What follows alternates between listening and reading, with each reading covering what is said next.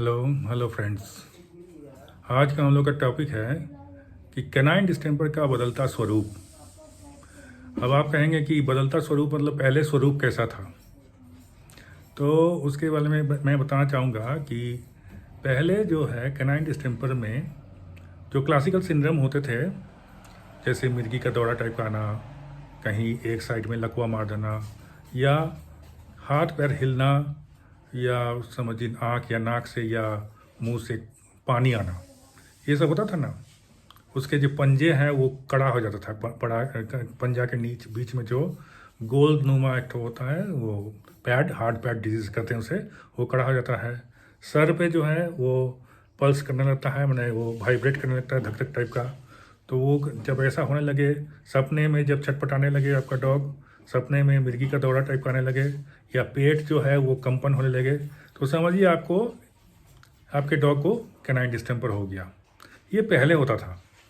पहले ये सब डिटेक्ट करना बहुत ही आसान था, कोई भी आराम से बोलता था जैसे कैनाइन डिस्टेंपर हो गया। अब जो है इसकी समस्या बहुत मुश्किल है, हिचकी भी आता था किसी किसी केस में। लेकिन अभी कुछ दिनों से ये स्वरूप चेंज हो गया है। अब क्या हो रहा है, डॉग को ये सब कुछ भी नहीं हो रहा है। अब हो रहा है कि उसे अचानक से पतला पैखाना होने लगता है, मतलब कह दस्त टाइप का होने लगता है। और वो जो होता है उसके बाद वो फिर पता नहीं चलता कि क्या किया जाए, बहुत ही सीरियस टाइप का हो जाता है। और एक दिन लोग करते क्या है ना कि एक दिन छोड़ दिया, ठीक है आज हो रहा है, कल डॉक्टर के पास ले जाएंगे, या कल जो है हम लोग इसका इलाज करवाएंगे। टाइम ही नहीं मिलता है, एक दिन हुआ अगले ही दिन उसका डेथ हो गया। और छोटे पपीज़ में होता है, जब तक आप सोचेंगे कि इसके डॉक्टर के पास ले जाओ, उसके पहले ही वो डेथ हो गया। तो ये जो होता है इसमें तब क्या करना है, ऐसा अगर हो रहा है तो आपके डॉग को इसमें 2 दवाइयाँ हैं। अगर आप शुरुआत में ही दे देंगे तो ये जो वायरस है, ये तो वायरल होता है, तो ये फिर वायरस फैलेगा नहीं और कंट्रोल हो जाएगा। उन 2 दवाइयों का नाम है, आप जानते भी होंगे, एक है नॉर्मेट सिरप और एक है रेनिटिडिन या रेंटेक्स सिरप। रेंटेक्स सिरप, नॉर्मेट सिरप, दोनों 1-1 चम्मच अगर पिला देंगे सुबह दोपहर शाम 3 बार, तो ज़्यादातर जो इस तरह का जो डायरिया होता है छोटे बच्चों में, चाहे किसी भी वजह से हो, वो कंट्रोल में आ जाएगा। हाँ, हल्का हल्का खून भी आ सकता है।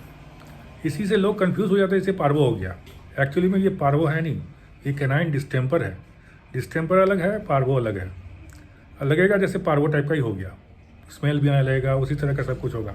लेकिन आपको जो दवाइयाँ मैंने बताई वो उसको अगर लगेंगे तो बहुत जल्दी काम आ जाएगा। अगर आप अफोर्ड कर सकते हैं या ज़्यादा सीरियस हो जाए तो आप ज़ूलैक, इंटास का ज़ूलैक भी इसे मिलाकर आप दे सकते हैं। उसे थोड़ा थोड़ा करके जीभ में अगर चटा दें दिन में 3 बार, तो ये डायरिया जो है कंट्रोल में रहता है। और कैनाइन डिस्टेंपर ये मतलब ये नेक्स्ट स्टेज जो और मामला और बिगड़ने से बच जाता है। शुरुआत में ही कंट्रोल हो जाएगा तो फिर आगे कुछ भी इस तरह का खतरनाक नहीं होगा, डॉग की जान बच जाएगी और आपको भी कोई नुकसान नहीं होगा। अब लोग बोलते हैं कि ऐसे जो इसमें क्या है कि अगर क्या आप शुरू में टीका देना ऐसे हो जाए, लेकिन क्या होता है कि ये डॉग जब आप लोग घर लाते हैं या डॉग ओनर्स जब घर लाते हैं, इसमें मौका ही नहीं मिलता है। जैसे डॉग को अगर घर लाए उसके बाद ही ये हो गया, आप अगर पशु चिकित्सक के पास जाएंगे तो बोलेंगे कि आप तो वैक्सीन हम दे नहीं सकते हैं, डॉग तो बीमार है। बीमार डॉग को कभी भी वैक्सीन नहीं दिया जाता है, ये तो आप जानते ही होंगे।